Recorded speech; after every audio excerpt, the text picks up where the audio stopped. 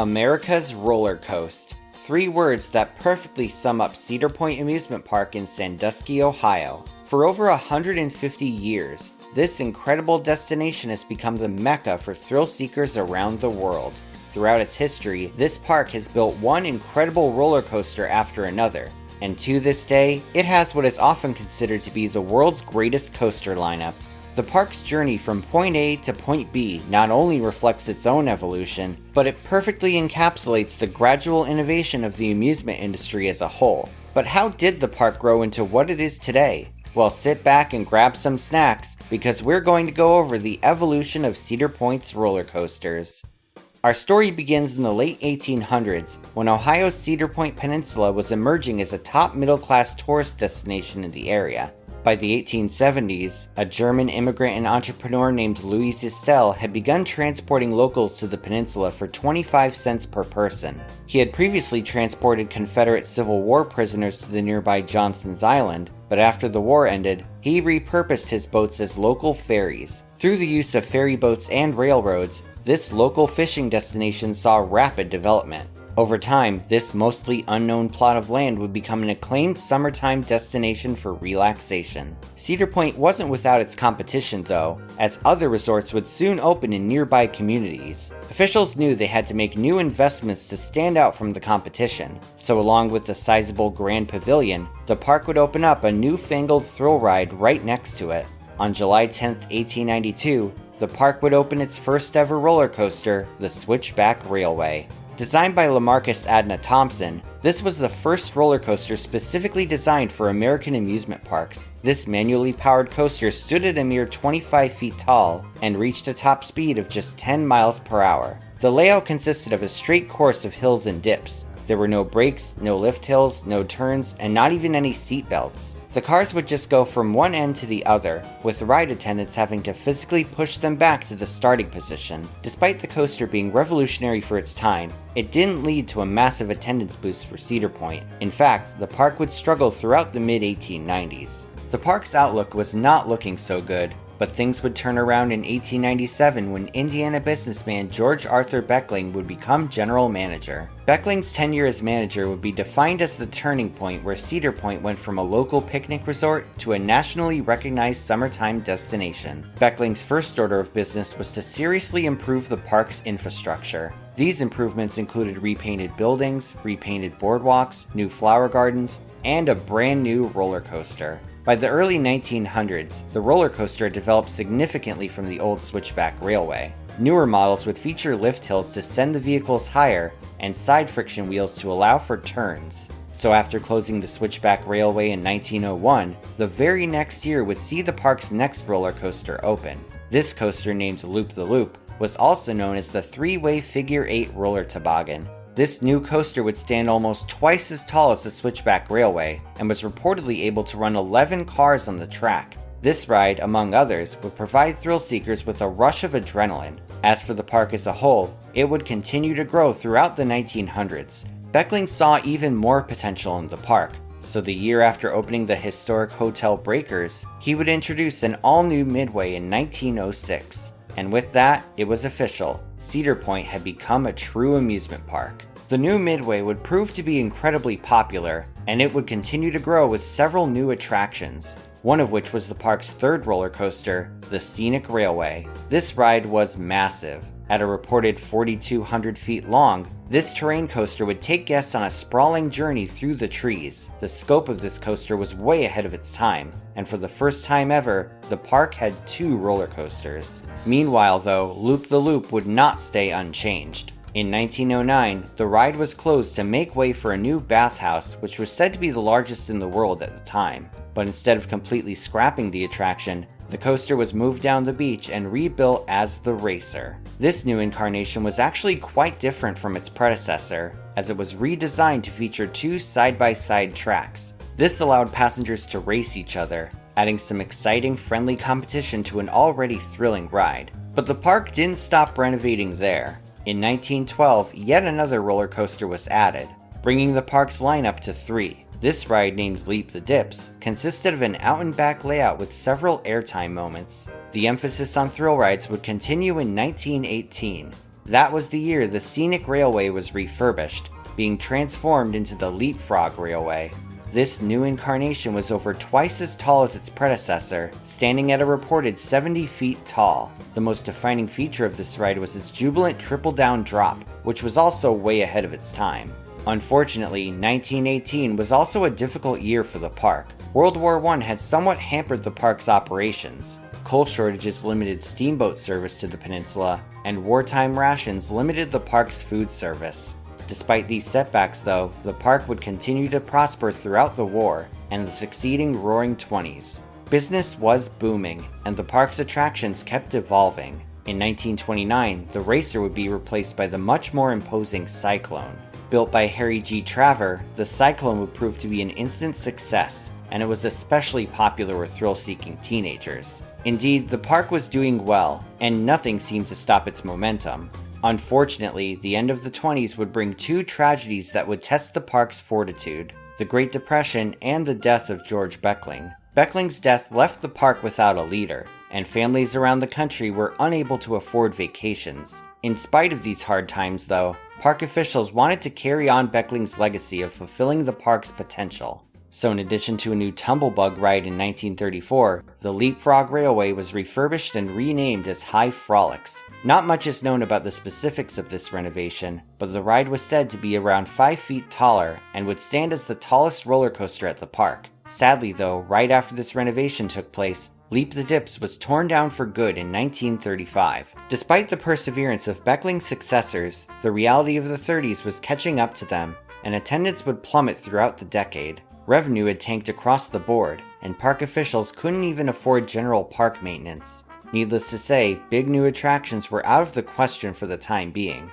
The park most certainly would have closed down, had it not been for the decision to renovate the dance hall and draw popular musical acts to perform there. Cedar Point would continue chugging along throughout the 1940s, and despite the closure of High Frolics in 1940, there were still plenty of rides to entertain parkgoers. But yet another problem was on the horizon. While Cedar Point managed to stay in business throughout the 1940s, the 1950s would test the park's resilience yet again. Attendance had plummeted at the start of the decade, and the disrepair and rot of the Cyclone would cause it to close down. For the first time in decades, this left Cedar Point without a major roller coaster. While the park did get another coaster after Cyclone's closure, it was a small kiddie coaster that was nowhere near as thrilling. This coaster, named Little Dipper, was part of the park's new Kiddieland designed for the littlest parkgoers. The model has since been proven to be quite resilient, and according to the roller coaster database, 20 of them are still in operation to this day. As for the one at Cedar Point, it was actually rented on a 1-year deal. Apparently, the Little Dipper was such a success that Cedar Point decided to purchase a permanent installation the very next year. This ride, named Super Coaster, was the exact same model as the Little Dipper. It would end up being sold to Bowling Green, Ohio's Volmars Park sometime around 1964, and is now located at Tuscarora Park in New Philadelphia, Ohio. Sadly though, the Kiddieland edition did nothing to help Cedar Point's struggles, and the park was on the verge of a complete shutdown. Even worse, a real estate syndicate had purchased the park in 1956 and had planned to tear down the resort and turn it into a housing development. This news outraged the public, and even some local government officials. Syndicate head George Roos, along with businessman Emil Legros, would eventually have a change of heart about the housing project. Instead, they planned to turn the park into the Disneyland of the Midwest, following in the footsteps of the legendary California park's success in family entertainment. The duo would end up reviving the park with major investments, including a new shorter causeway and a midway expansion in 1959. This expanded midway would bring the park its first new roller coaster in 7 years, Wild Mouse. This then revolutionary roller coaster was built by B.A. Schiff and consisted of small cars navigating a fast-paced course filled with hairpin turns and thrilling dips. Shortly thereafter, Roos and Legros would announce a $16 million investment to expand and renovate Cedar Point. Part of the plan was a slurry of brand new attractions. This started in 1962 with the addition of yet another Wild Mouse coaster model, this time named Scamper. Although this coaster was unlike the park's first Wild Mouse. Not much else is known about Scamper, but just 2 years later in 1964, a roller coaster opened that would leave a lasting impact on the park's lineup.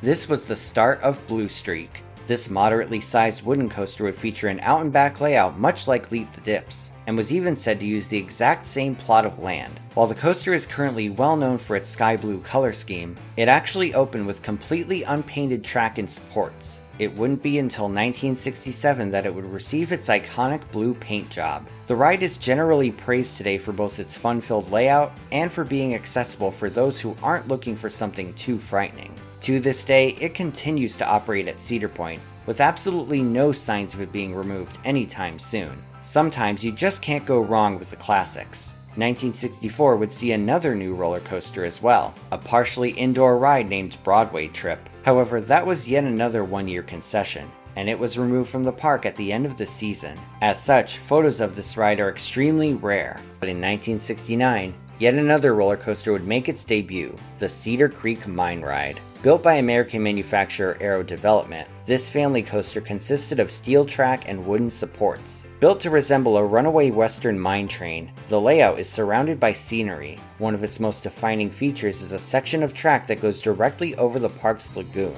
While it may not blow away thrill seekers, it's a perfect attraction for the whole family to enjoy, and its addition only further cemented Cedar Point's status as a major amusement park. In the meantime, the very concept of the roller coaster was undergoing the start of a revolution. Companies like Aerodynamics and German manufacturer Schwarzkopf were making major waves in the amusement industry. Both had started building state-of-the-art steel coasters that were capable of doing so much more than wooden coasters at the time could, and with Cedar Point still massively expanding, the emergence of new coaster innovations would prove to be the perfect storm of success. With Wild Mouse closing in 1963 and Scamper closing in 1969, it was time for the park to modernize its lineup.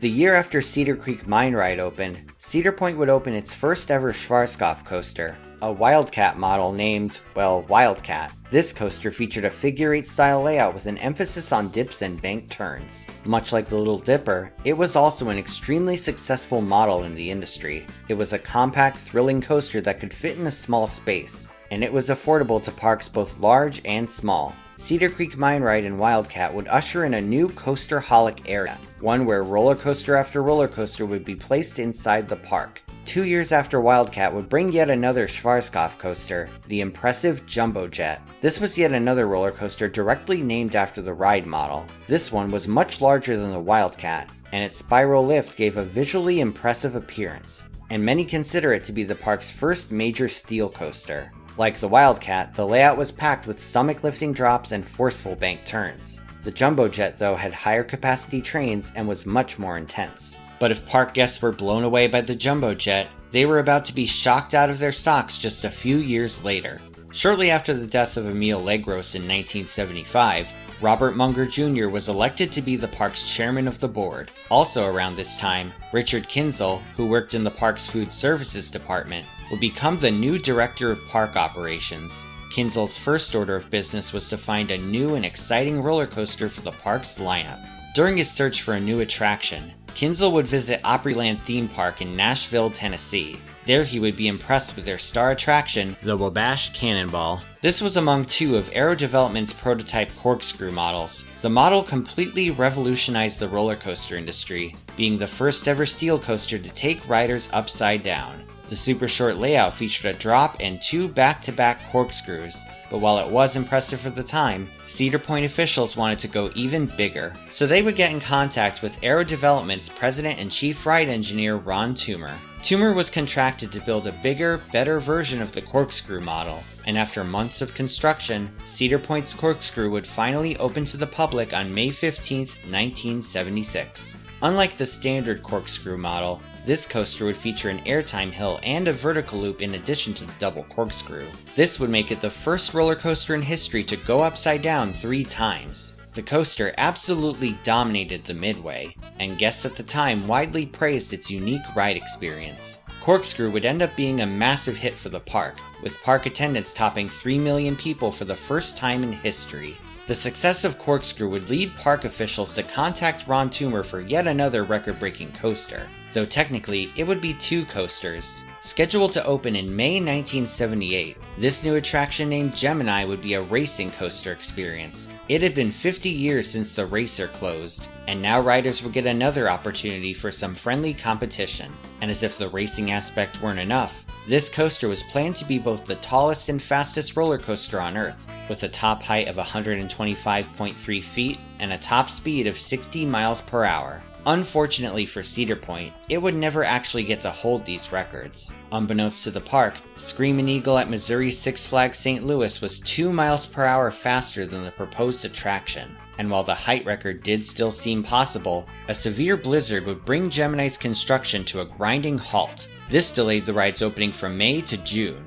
And in that lost time, the Loch Ness Monster would open at Virginia's Busch Gardens Williamsburg. This coaster was around 5 feet taller at 130 feet, denying Gemini the overall height record. Though its drop was shorter than Gemini's, Robert Munger was reportedly furious at Gemini's delay. Record or no record though, the park still advertised Gemini as the tallest and fastest coaster in the world, and the ride itself was yet another hit for the park. The excitement of dueling tracks still holds up to today's thrill seekers, and Gemini's airtime-packed layout remains a timeless classic. In addition to Gemini's opening, 1978 would see the park bid farewell to their Jumbo Jet coaster. The coaster would end up being relocated a whopping 5 times. Surprisingly enough, it still stands today in Belarus. 1978 also saw the park's Wildcat roller coaster close down. Cedar Point had acquired Minnesota's Valley Fair amusement park that year, and they would end up sending their Wildcat there in order to give it a new attraction. Along with the park's old Wildcat,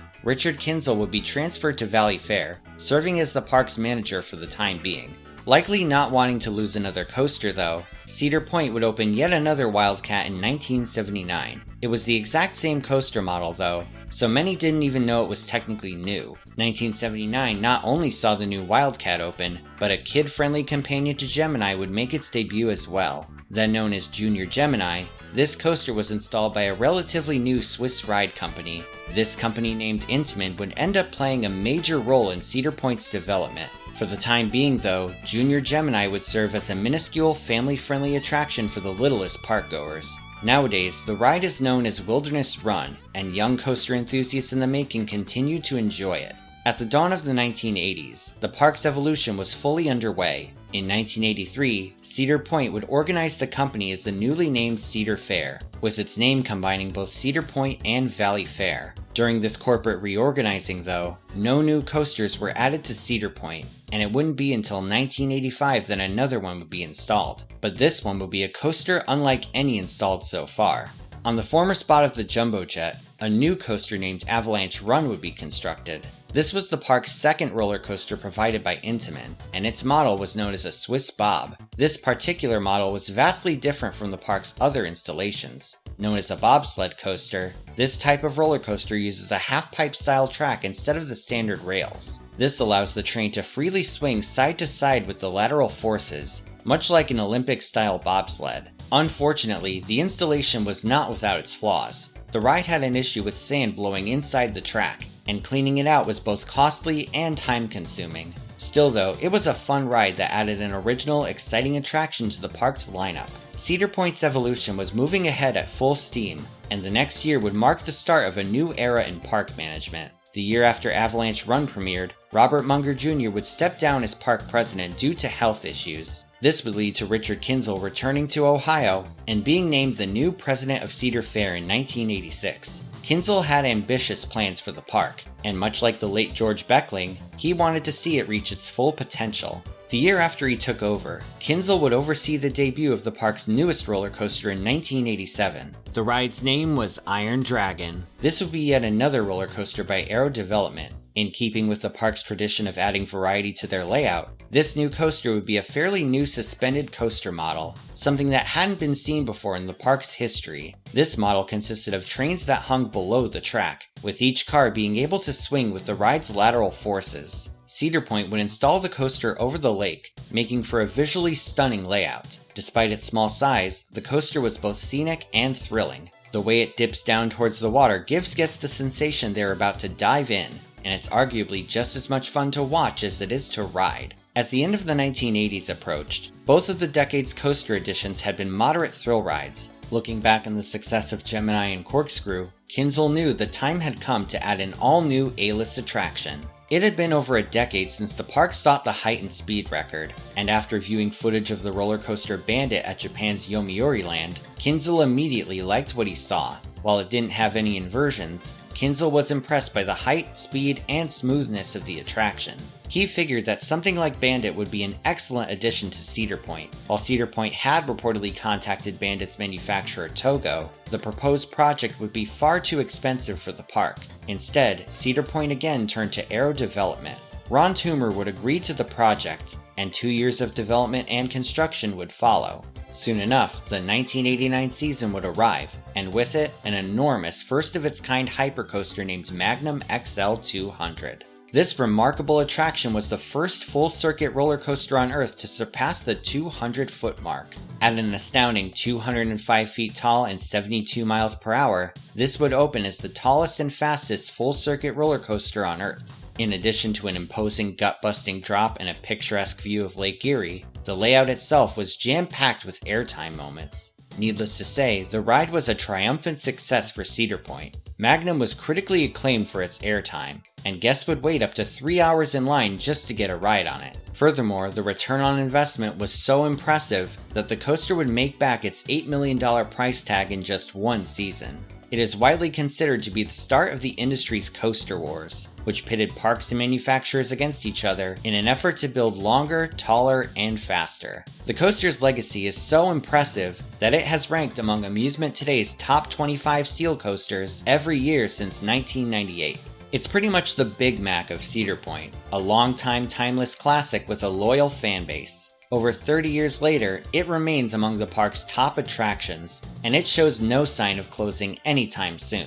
After Magnum's opening, Kinzel would plan his next strategy. During his time at Valley Fair, he would observe the Walt Disney Company's theme parks. Months before Iron Dragon's opening, California's Disneyland would open Star Tours, a motion simulator attraction based on the blockbuster Star Wars franchise. Kinzel saw the success of this ride and was interested in adding more intricately themed attractions to Cedar Point. In many ways, he was following in the footsteps of Roos and Legros. He wanted Cedar Point to be the Disneyland of the Midwest. However, he understood that while Cedar Point was a thriving amusement park, it had nowhere near the capital that Disney did. So he was going to have to work with a much tighter budget if he wanted to bring a Disney-level attraction to Ohio.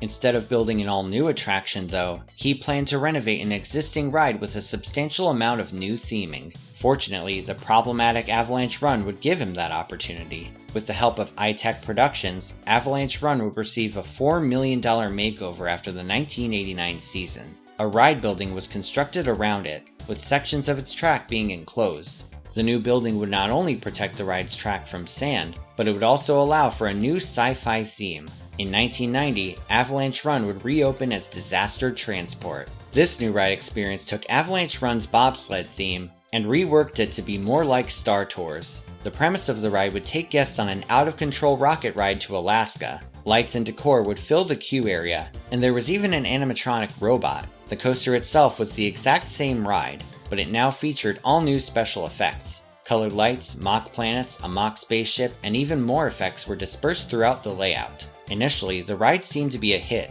with guests waiting around 90 minutes in line to get on. However, the effects would deteriorate shortly after opening due to a lack of upkeep. Even worse, it was unable to operate in the rain despite being indoors. This was due to the roof leaking and water pooling inside the bobsled track. While Kinzel's intentions were noble, many considered Disaster Transport to be a misstep in his decorated career. Kinzel himself once stated that Disaster Transport was his biggest mistake ever, saying, quote, "I put a big box around a junk ride, and we ended up with a junk ride inside a big box." The same year Disaster Transport opened, Cedar Point had sought to break yet another height record.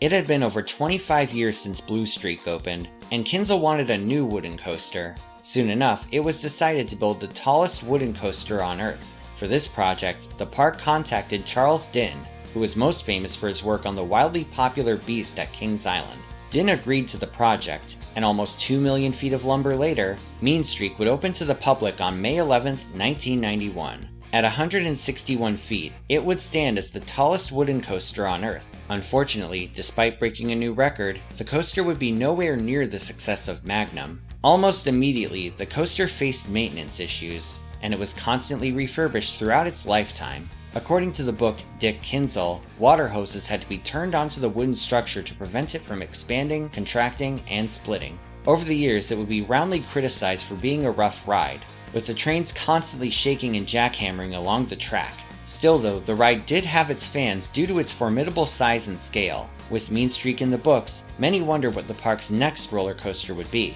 How could they add more variety to their already impressive lineup?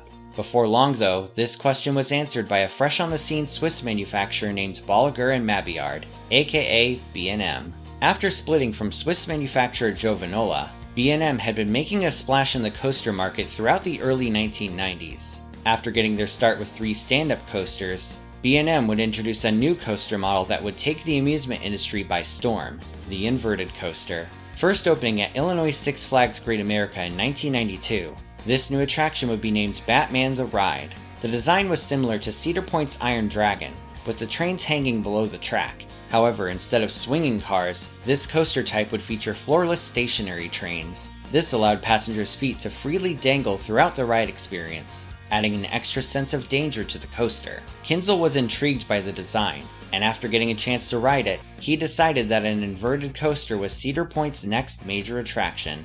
On the other hand, while he was impressed with the coaster's intensity, he felt the layout's elements were too close together. Instead of installing an exact clone of Batman, Kinzel wanted to customize Batman's layout, making it longer with more space between the elements. And during its development, a Cobra Roll element was added to the layout as well. This new coaster would make its debut in the 1994 season. Its name was Raptor. At over $11 million, this green screen machine would take the park's lineup into the next generation. Parkgoers were amazed at the ride experience. The strength of the elements combined with the open feeling of the seats had never before been seen inside the park.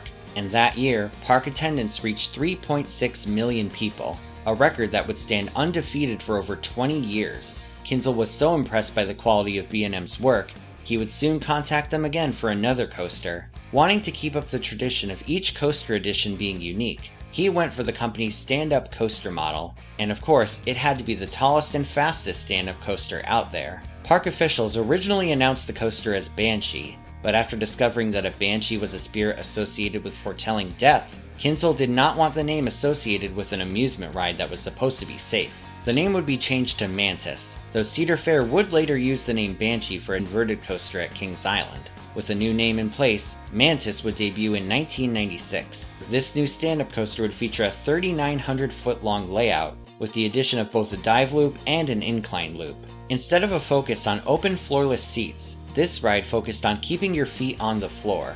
This led many to criticize the coaster for its uncomfortable ride experience. Still though, it served its purpose in beefing up the park's coaster lineup even further. After Mantis, Cedar Point took some time off building massive coasters to focus on smaller family attractions. To help diversify their lineup, a $48 million capital improvement was scheduled for 1999. This edition included a brand new themed area named Camp Snoopy. Themed to the Peanuts comic strip, the new land would feature the park's first family coaster in decades. Built by Dutch manufacturer Vekoma, the new coaster named Woodstock Express would provide accessible entertainment for small children and parents alike. Its charming appearance and use of a bell on the train helped it stand out from the park's recent coaster additions. However, it wouldn't be long before Cedar Point's next major attraction took shape. At the turn of the new millennium, something was out there. A higher intelligence, a mysterious force of work, an all-new Intamin coaster that was nothing like Junior Gemini. In fact, there was nothing junior about this coaster at all. Say hello to Millennium Force. Known as the first ever Giga Coaster, Millennium Force would be the first full-circuit coaster on Earth to break through the 300-foot barrier. It would shatter the world record of being the tallest and fastest complete circuit coaster on Earth. It was so intimidating that some industry observers were concerned it would be too intense for thrill seekers. Perched on the shore of Lake Erie, its massive lift hill and drop have since become known as one of the most iconic sections of track in all of roller coaster history. With its fast-paced and satisfying layout, the ride remains a favorite among coaster enthusiasts, and it has been ranked as Amusement Today's #1 steel coaster in the world 10 times. Millennium Force was an undeniable success, and its legacy continues to resonate over 20 years later. Cedar Point was in full-on coaster fever mode, and Dick Kinzel would begin planning the next coaster. His plans were so big though, that the park's next coaster would be more of an appetizer of what was to come. But much like mozzarella sticks, this appetizer was filling in its own right. In 2002, the park would debut a new type of roller coaster. The ride named Wicked Twister would be one of Intamin's Impulse models, an inverted shuttle coaster design that would launch guests forwards and backwards on a U-shaped section of track. But just like with Raptor and Mantis, Kinzel wanted to go even bigger than the usual. So instead of one straight spike and one twisting spike, both sides of the track would twist. Moreover, it was made significantly taller at 215 feet. Despite its notable stats though, it was still considered to be a holdover attraction by park officials, and what the park had planned next was going to blow everyone away. Construction was closely followed by both park fans and the media. The sight of enormous yellow supports paved the way for tons of speculation. Kinzel enjoyed the sense of mystery and excitement the park was generating. He even once jokingly dismissed the supports as the world's largest McDonald's arches. Online coaster fans closely followed construction updates, with some of them being rather interesting to say the least. The mystery was fueled by the park, and it wouldn't be until January 2003 that they would announce their newest attraction, Top Thrill Dragster. This new coaster would not only be the tallest and fastest full-circuit coaster, but it would be the tallest and fastest coaster, period. The pure size and power of this monster machine would amaze the industry. A 120-mile-per-hour launch would rocket guests up a behemoth 420-foot tall top hat. After an unbelievable view from the top, guests would plummet down a spiral drop before hitting the brake run. As short as it was, the sheer intensity of this ride still makes it one of the park's top attractions. In spite of its popularity though, the ride was considered to be a mistake by Kinzel. When it first opened, Dragster would face constant technical difficulties, and the cost of maintaining it was pretty much through the roof. Because of this, Kinzel has since referred to Top Thrill Dragster as his dumbest decision as CEO. Even today, it's said to face significantly more downtime than the rest of Cedar Point's coasters, but the incredible popularity of this coaster means it likely won't be going anywhere for a while. The problems with Dragster would cause Kinzel to shy away from breaking records, and the next few years would see non-coaster installations like Max Air and Skyhawk make their debuts. But Kinzel understood just how important coasters were for the park, so 4 years after Dragster's debut, Intamin would strike back with another high-class attraction. This time, Kinzel would harken back to the Old West with Maverick. The ride took its name from the 1950s Western show of the same name, which Kinzel was a huge fan of. Construction would start in 2005, with a May 2007 opening in mind. Unfortunately, construction crews would face a large setback along the line. A Heartline roll inversion was found to be way too intense, putting excessive stress on the trains and potential riders. The removal of this inversion led to the coaster's opening being delayed by 2 weeks. Finally, on May 26th, Maverick would ride into the spotlight. The coaster itself took a back seat from breaking records in favor of an overall solid ride experience. The low-to-the-ground layout made great use of the terrain, and its fast pace made the elements especially intense. With multiple launches, a first-of-its-kind twisted horseshoe roll, and an eye-popping section over the water, it received widespread critical acclaim. Some consider it to be even better than Millennium Force, arguing that Maverick's compact intensity was more fun than the former's more sweeping layout. Of course, this is all just a matter of opinion. While Maverick struck gold with riders, it would sadly be the last coaster Kinzel would open as CEO. After Maverick's opening and assessing the recent acquisition of Paramount Parks, Kinzel's last years in the company were extremely difficult. The global recession combined with Cedar Fair's increasing debt would put the company's coaster-heavy focus on hold for the time being. The purchase of Paramount Parks proved to be incredibly challenging, and the debt would haunt Kinzel throughout the rest of his tenure. Though he had planned to retire for a while, he wasn't exactly leaving on a high note. In 2011, former Disneyland president Matt Ouimet was positioned to replace Kinzel as CEO, and the next year, he would fully take over Kinzel's position. Kinzel would miss his job, but his incredible tenure would forever be remembered for making Cedar Point the coaster destination it is today. The same year Matt Ouimet took over, Cedar Point would remove roller coasters for the first time in over 30 years. Wildcat's closure was announced at the beginning of the 2012 season, while Disaster Transport would close towards the end of the season. While Wildcat had reached the end of its service life, Disaster Transport was removed due to its outdated nature and neglected effects. Demolition would begin soon afterwards, with a new attraction planned for its spot. Ouimet sought to further modernize the park and renovate its infrastructure to add to the guest experience. And after 5 years of not adding a new coaster, the time was right for a brand new attraction. This new plan came in the form of an updated park entrance, but this gate would be far from ordinary, because directly above it would be the park's newest major roller coaster. 17 years after Mantis, B&M would make a triumphant return to Cedar Point with another new coaster model. This model, known as a wing coaster, would seat passengers above the sides of the track with their feet freely dangling.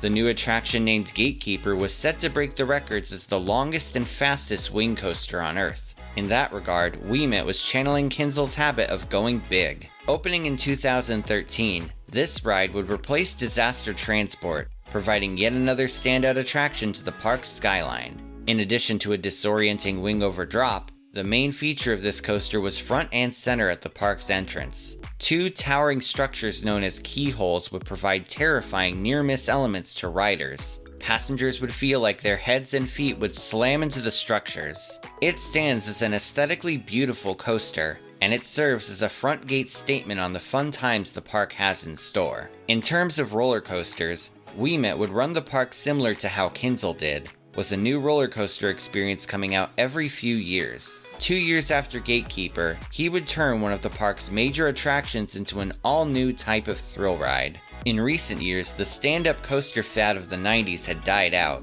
and there hadn't been a new one installed in over a decade. The popularity of Mantis had been steadily declining, but instead of giving up on it, Cedar Point decided to spruce it up.